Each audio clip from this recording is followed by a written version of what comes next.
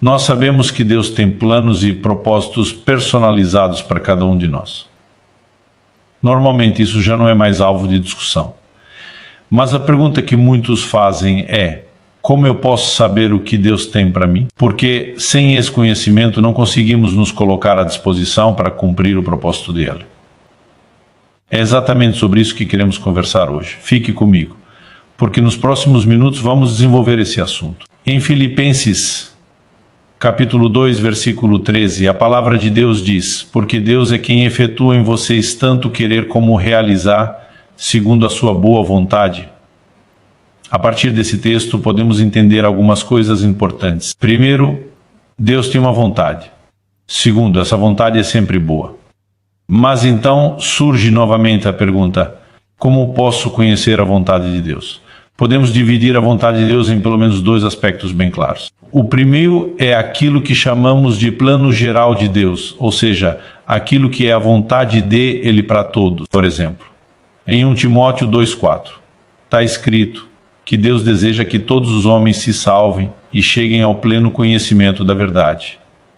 Esse plano não muda de uma pessoa para outra. A vontade de Deus para a salvação é a mesma para todos. Existem várias verdades que podemos colocar dentro desse plano geral. Quando Deus fala à nação de Israel e diz: eu é que sei os pensamentos que tenho a vosso respeito, planos de paz e não de mal, para vos dar um futuro e uma esperança, percebemos que o coração de Deus sempre revela bondade, propósito e direção. Agora, além do plano geral, existe também o propósito específico que Deus tem para cada pessoa. E é nesse relacionamento com Ele, na intimidade, na obediência à Sua palavra e na sensibilidade ao Espírito Santo, que começamos a discernir o que Ele deseja realizar em nós e através de nós. Se essa mensagem falou com você, compartilhe com outras pessoas. Este é o canal Luciano Subira. Inscreva-se no canal e ative as notificações para não perder os próximos conteúdos. E me diga aqui nos comentários de qual país você está assistindo. E Uma Esperança está falando da vontade geral, mas há também uma vontade específica da vida, claro, no Salmo 139:16.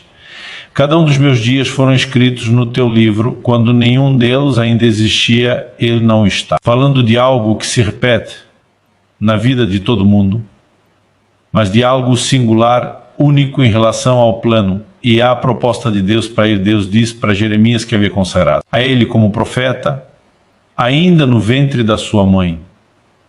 O apóstolo Paulo também faz a mesma declaração aos Gálatas, que Deus o chamou e separou por sua graça desde o ventre da sua mãe. Nós precisamos entender, chegamos a esse mundo com um propósito ser cumprido. Deus tem dons, ministérios, tarefas diferentes para cada um de nós. O que nós precisamos entender é que à medida que compreendemos aquilo que Ele tem, nós podemos funcionar em harmonia com a sua vontade. Mas como eu disse antes, a maior pergunta e questionamento das pessoas não é se Deus tem um plano, um propósito, uma vontade. É como descobrir. O que ter a ciência ou conhecimento disso. É importante Jesus diante pilares, quando é questionado, né? Se era rei, diz eu para isso nasci e venho ao mundo. Quando você entende a sua missão, você vai poder executar. Mas volto no ponto como descobrir isso. Paulo nessa carta aos Filipenses, o texto que nós vemos está dizendo que Deus opera em nós o querer e o realizar. Segundo a sua boa vontade, o querer e eu realizar são parte de algo que Deus deseja fazer nas nossas vidas. Diante nos levaram a realizar Deus, a despertar primeiro em nosso querer, e significa que Deus desperta em nós desejos, anseios alguma, vontades ou numa linguagem. E a gente poderia dizer alguns sonhos, alguns anseios. E muitas vezes as pessoas gastam muito tempo procurando a sinalização da vontade de Deus no lado de fora. Eles estão esperando uma palavra fértil, que eles estão esperando um sonho, uma visão. A comunicação extraordinária, e eu quero deixar claro que eu não sou contra nada disso. E creio nisso de coração. No entanto, o papel dessas experiências, manifestações, não é nos dirigir. Romanos 8:14 diz que os que são guiados pelo Espírito de Deus são filhos de Deus. O Espírito Santo tem uma forma simples de luz orientar e de luz dirigir. Logo depois de falar isso no verso 14, no 16, Paulo diz assim: por quê? Espírito testifica com o nosso espírito que nós somos filhos de Deus. Há um testemunho interior simples no Espírito Santo a respeito daquilo que Deus quer falar e comunicar conosco. Então, meu conselho às pessoas é: você não precisa procurar tanto a sinalização do lado de fora. É possível, é até provável que em algum momento e vai usar essas manifestações do lado de fora, ou uma forma de confirmar aquilo que ele já colocou do lado de dentro, mas o que temos dentro de nós é um anseio, é um desejo desde a minha adolescência ao consumir. O meu coração era um desejo ardente e incontrolável de pregar a palavra de Deus. Hoje eu consigo me divertir disso, na época não conseguia, dimensionar o que está fazendo. Muitas vezes eu me trancava no banheiro da casa dos meus pais, onde estava fora, da vista não só dos meus pais com os meus irmãos, e diante do espelho eu ficava imaginando como seria se eu ficava ensaiando, treinando aquele momento. Eu cheguei a brincar algumas vezes por ocasião da vinda de Jesus, algum espelho fosse arrebatar, junto com a igreja seria certamente aquele de tanta mensagem ele teve oportunidade de ouvir, mas o que me levava a estar diante daquele espelho era um desejo. Desde sempre, o que ao longo do tempo Deus foi confirmando as ações também externas. Já estava dentro de mim, Deus opera em nós o querer e o realizar segundo a sua boa vontade. Antes de Deus me levar a realizar, seja na pregação, na proclamação do Evangelho ou no ensino bíblico, Ele trabalhou primeiro o querer dentro de mim. O querer veio antes. Foi esse desejo que me impulsionou a me preparar para aquilo que mais tarde Deus me levaria a fazer. As pessoas precisam prestar mais atenção a esses sinais internos. Isso não significa incentivar alguém de forma irresponsável a correr atrás de qualquer sonho. Precisamos examinar o coração e entender como Deus trabalha conosco. Quando a Bíblia diz que Moisés matou o egípcio na pregação de Estevão em Atos 7, encontramos uma explicação interessante. Moisés cria que seus irmãos entenderiam que Deus lhes daria livramento por meio dele. Ou seja, naquele momento ele já se via como libertador, já se percebia como instrumento para socorrer o seu povo. Deus estava operando algo dentro dele. O mesmo acontece com Josué. A palavra de Deus diz que ele não se afastava da tenda do encontro.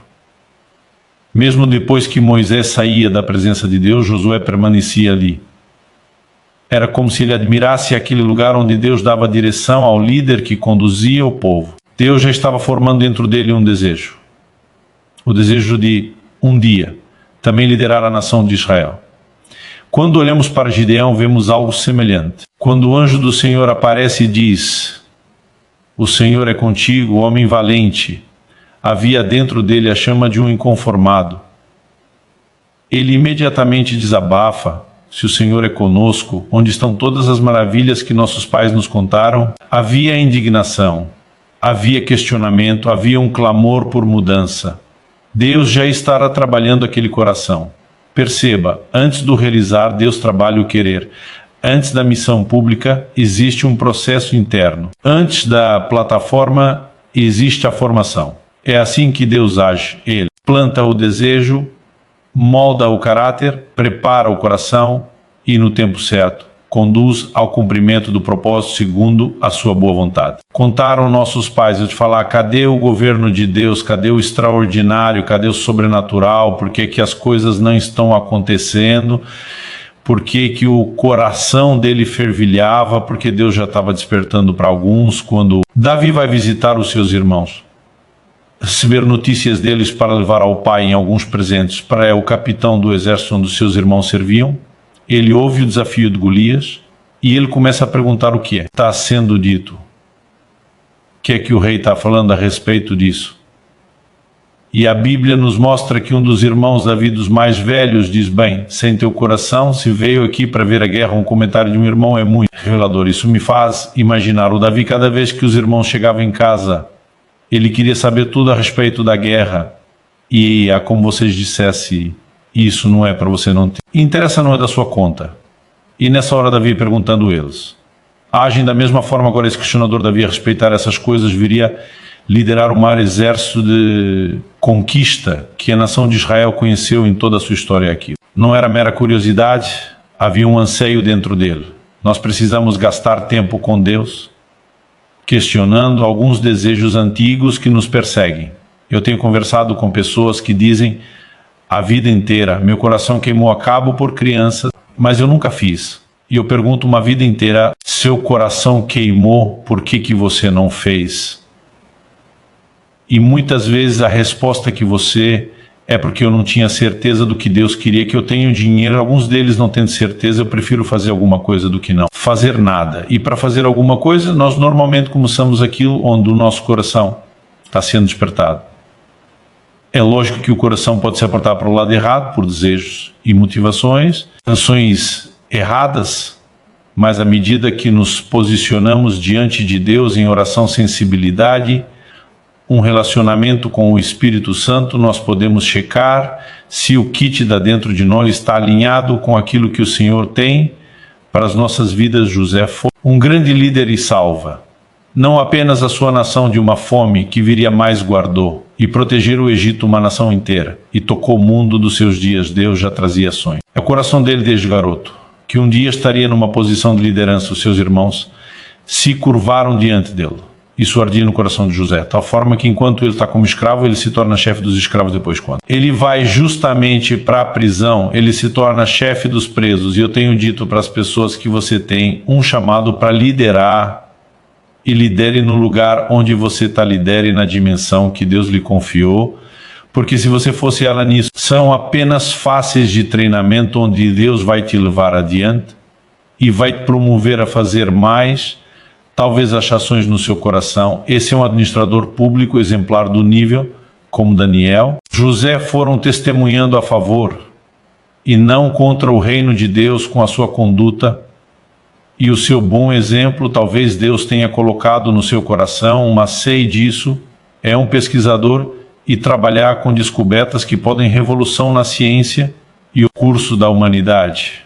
Talvez Deus colocou no seu coração um anseio de ensinar e treinar pessoas e capacitá-las não apenas para melhorar a vida delas, mas para ir a melhorar a vida de muitos outros. O que quer que a carga no seu coração como vocação, se você é um filho de Deus, você precisa prestar atenção.